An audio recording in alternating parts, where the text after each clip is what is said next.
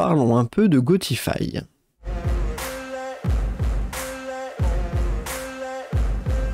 Bonjour à tous et bienvenue aux nouveaux abonnés qui continuent d'arriver.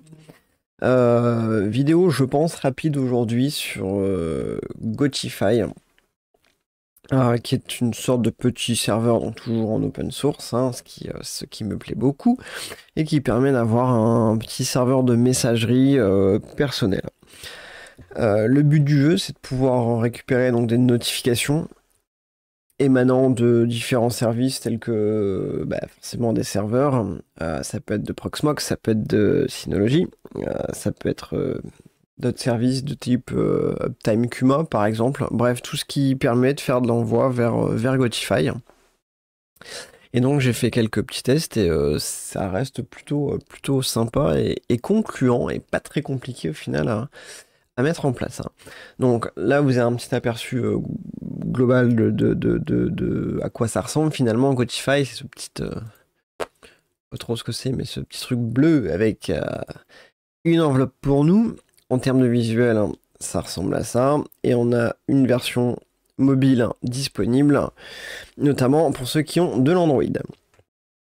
Donc pour la mise en place, je passe toujours par TTEC, c'est une des nouveautés qui a été ajoutée il y a peu. Vous avez un changelog là d'ailleurs, si un jour ça peut vous être utile, dans lequel vous retrouvez voilà, les derniers ajouts. Et dans les derniers ajouts, eh bien, on a Gotify qui est ici, qui a été lancé en tout début d'année.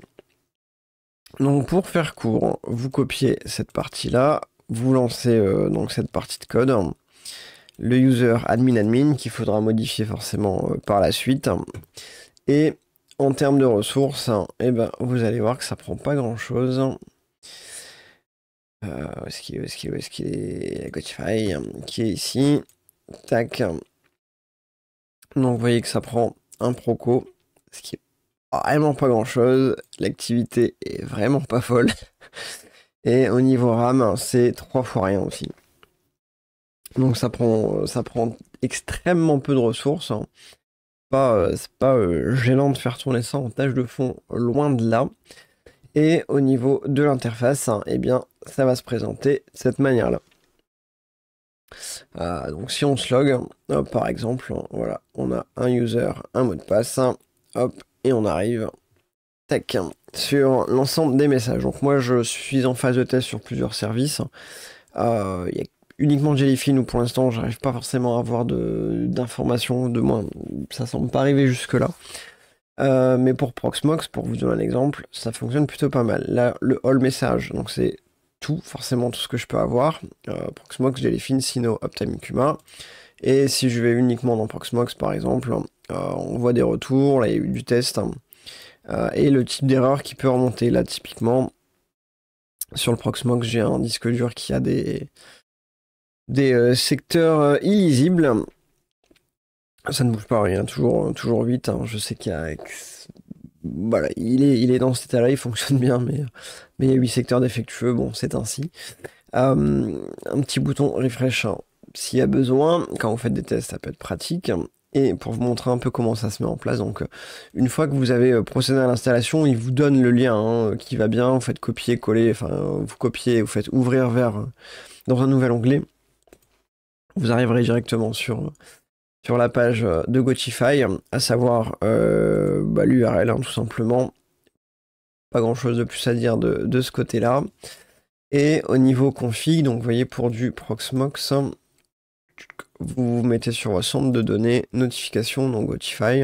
Donc vous faites ajouter Gotify, il va vous demander le nom que vous voulez lui mettre, l'URL du serveur, le jeton d'API. Alors le jeton d'API, c'est quand vous êtes ici sur les apps, chaque application, dans l'idée, doit avoir son propre token. Quand vous créez une application test, hop, on s'en fout, T ou rien, voilà, ça vous crée un item, et là-dedans, vous avez le fameux token qu'il va falloir mettre en place.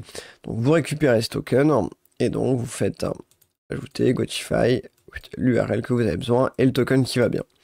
Pour vous montrer le mien, l'URL dans ce type-là, donc http votre adresse IP, ça pourrait être autre chose, moi je l'utilise qu'en local, donc ça s'arrête là. Le jeton d'API, on ne le voit pas ici, mais c'est ni plus ni moins que ce qui est présent là, ce que je vous montrerai pas.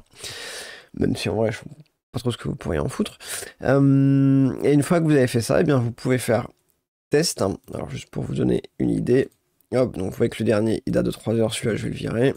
Si je fais test, il va me dire do you want to send a test notification. Est-ce que je vais envoyer un test de notification avec Gotify? La réponse est oui. Ça, c'est OK. Ma montre a vibré. Et j'ai bien un test de notification qui arrive jusque-là. Donc voilà, c'est pas très compliqué à mettre en place. C'est plutôt léger. Plutôt sympa, c'est facile à mettre en place et ça permet quand même d'avoir des notifications sans passer par des webhooks type Discord que je peux utiliser aussi. Fondamentalement, on garde ces données, hein, si on passe par Gotify, au moins on sait où tout ça passe. Et les applications mobiles fonctionnent plutôt pas mal. La seule chose qui moi me dérange côté mobile, c'est qu'il n'y a pas de vibration quand il y a des notifs. Alors est-ce que je suis seul concerné? Je ne sais pas. Au final, j'envoie tout ça vers ma montre qui elle vibre, donc je suis comme ça notifié d'une éventuelle alerte. Mais mon ressenti est plutôt positif sur cet outil. Voilà, je m'arrête là, j'essaie de pas faire trop long. N'hésitez pas à tester en tout cas, c'est sympa, aidez-vous, soyez bienveillants et tout ira pour le mieux. Allez, à la prochaine, salut!